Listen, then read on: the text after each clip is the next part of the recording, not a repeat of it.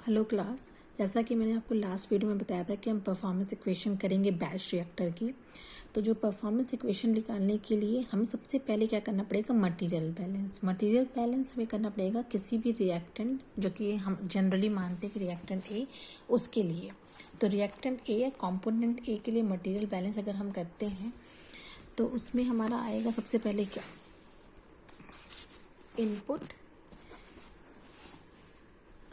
Input is equal to output plus disappearance plus accumulation. ऐसा क्या सबको पता है कि जो रिएक्टेंट ए है उसी का ही मास कह लो या मटेरियल कह लो, वही कन्वर्ट हो रहा होगा प्रोडक्ट में। तो input is equal to output हो जाएगा, और इनपुट और आउटपुट ऑब्वियसली हमेशा सेम होंगे, तो ये दोनों टर्म जो हो जाएंगे वो जीरो। तो बचेगा क्या, disappearance is equal to minus of accumulation या rate of loss of reactant A within the reactor due to the chemical reaction. ये बात पहले भी मैं कई बार बता चुकी हूँ। डिसअपियरेंस का मतलब क्या होता है कि जो रिएक्टेंट ए रिएक्शन की वजह से रिएक्टर में लॉस हो रहा होगा, और एक्यूमुलेशन ऑब्वियसली जो भी रेट ऑफ एक्यूमुलेशन होगा रिएक्टेंट ए का विद इन द रिएक्टर। तो जो डिसअपियरेंस है ए का बाय द रिएक्शन जो हो रहा होगा, अगर उसे हमें मोल्स पर यूनिट टाइम में लिखे तो क्या होना चाहिए, वो होना चाहिए minus R A into V. क्यों, जो आर ए होता है वो रेट ऑफ रिएक्शन होती है, मतलब ए किस रेट से चेंज हो रहा है प्रोडक्ट में, और जो टोटल वॉल्यूम होगा रिएक्टर का, अगर हम उन दोनों को आपस में मल्टीप्लाई करेंगे तो वही चीज़ हमारी आ जाएगी rate of loss of reactant D, क्योंकि टोटल वॉल्यूम में से कितना टाइम के साथ चेंज हुआ। इसको ऐसे भी लिख सकते हैं कि मोल्स ऑफ ए रिएक्टिंग, अगर आर ए को लिखना हो, upon time into volume of fluid, और ये obviously V is volume of fluid. और अब हमें अगर एक्यूमुलेशन लिखना हो मोल्स पर यूनिट टाइम के टर्म्स में, तो वो क्या हो जाएगा, D N A upon D T. क्यों, क्योंकि एन ए जो किसी भी टाइम पे कंपोनेंट ए या रिएक्टेंट ए की मोल्स होंगे, और अगर हम माने कि इनिशियल जो नंबर ऑफ मोल्स ए के वो एन ए नॉट है, तो हम इसे ऐसे भी लिख सकते हैं। एन ए को हमने कई बार बताया कन्वर्जन के साथ, N A not one minus X से, तो that is D N A not one minus X से अपॉन डी टी।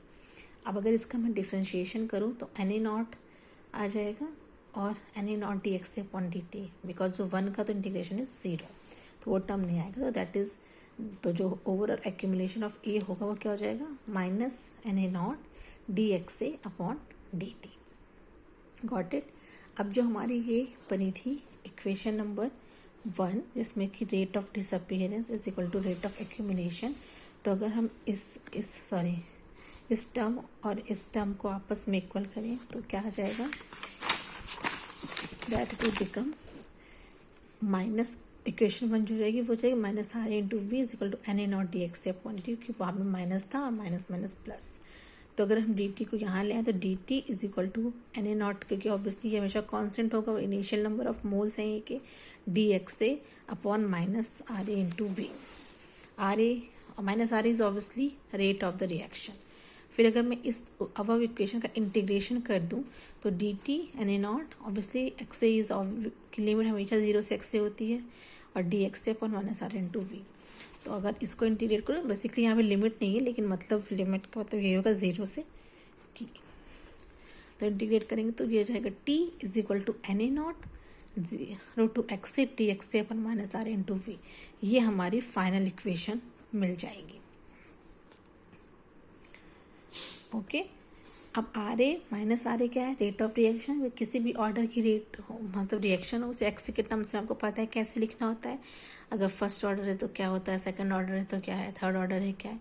तो अगर किसी भी आइडियल बैच रिएक्टर में किसी भी ऑर्डर की रिएक्शन हो रही हो और उसका हमें मेजरमेंट निकालना हो कि कितने टाइम में वो रिएक्शन हो जा रही है, तो उसे कैसे निकालेंगे, ये एक जनरल फॉर्मूला है हमारे लिए, और इसी फॉर्मूले को ही हम कह सकते हैं कि this is the performance equation of an ideal batch reactor. तो ये आपके लिए बहुत इम्पॉर्टेंट है, ये आप हमेशा याद रखिए कि इसे हमें ऐसे ही हमेशा लिखना है, और ये आप हमेशा, ये आपके लिए इम्पोर्टेंट है, आप इसे याद कर लीजिए। अब यहाँ पे वैसे एन ए नॉट और एक्स सी का टर्म है, कुछ ऐसी भी, मतलब हम हमेशा हर रिएक्शन जो भी हमने किसी भी ऑर्डर ऑफ रिएक्शन का जो डेरिवेशन किया है वो या तो एक्स सी के टर्म में किया या सी ए के टर्म्स में। तो ये तो एक इक्वेशन ये होगी। अगर आपको इसे सी ए के टर्म्स में लिखना है तो आप क्या लिखोगे, आपको पता है कि एक्स से क्या होता है, 1 minus C A upon C A not. तो डी एक्स से क्या होता है, सॉरी डी एक्स से क्या होता है, 1 का differentiation is always 0 minus D C A upon C A not, because C A not is constant. वो हमेशा इनिशियल जो कॉन्सेंट्रेशन रहेगी वो कॉन्स्टेंट ही रहेगी।